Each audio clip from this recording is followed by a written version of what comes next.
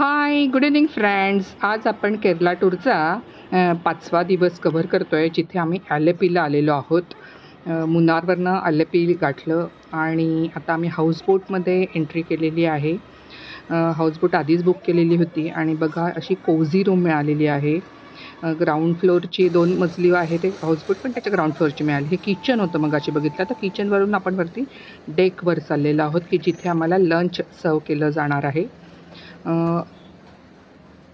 इथे पण वरती एक रूम आहे. इथे वॉश बेसिन आहे आणि हा आहे डेक आणि तिथला हा हॉल, लंच हॉल.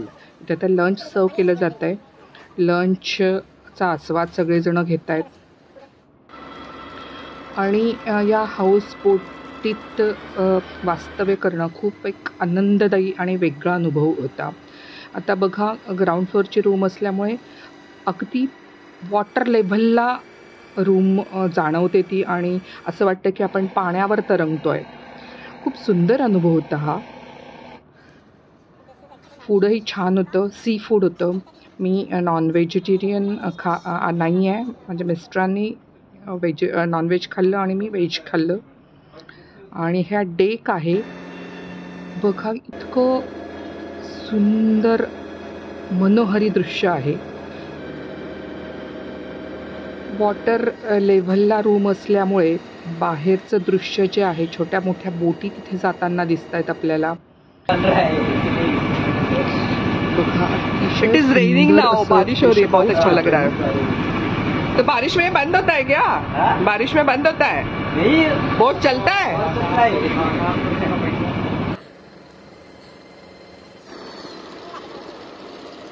दोन्ही साईडला नारळाच्या पोफळीच्या बागा आणि मध्यभागी हे बॅक वॉटर आणि त्याच्यामधून जाणाऱ्या हाऊसबोट आणि छोट्या मोठ्या बोटी. आता इथे आम्ही मुक्काम केलेला होता आणि तिथे सकाळचं हे दृश्य आहे. बोट जिथे पार्क झालेली होती तिथे सकाळी उठल्यानंतर हे बघा, हे सूर्योदय होतोय आणि तांबडं फुटलेलं आहे. ही जी शांतता आहे ना, ही फक्त साठवून ठेवायची, चित्रातल्यासारखं दृश्य. इथे पुन्हा मेसमध्ये आम्ही सकाळी ब्रेकफास्ट केला. साधासाच ब्रेकफास्ट होता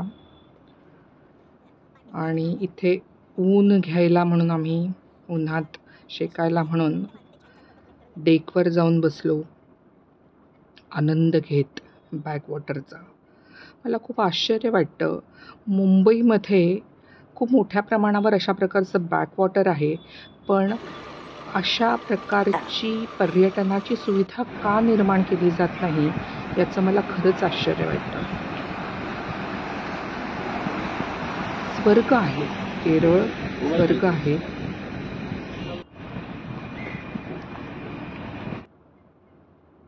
मजा आली.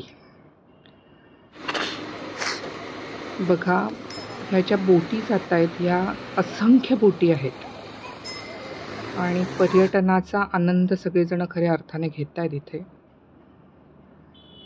मोठं बॅकवॉटर एरिया आहे आणि हा सगळा फिरवून आणला जातो.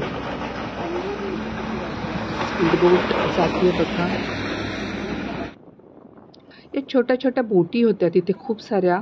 ते बहुतेक शिकतायत असं मला वाटतंय, शिकवणारी लोक आहेत. हा प्रवास संपून आता आम्ही किनाऱ्याला आलेलो आहोत. मित्र हो, ब्लॉग आवडला असेल तर लाईक करा, शेअर करा आणि सबस्क्राईब करा. Good night.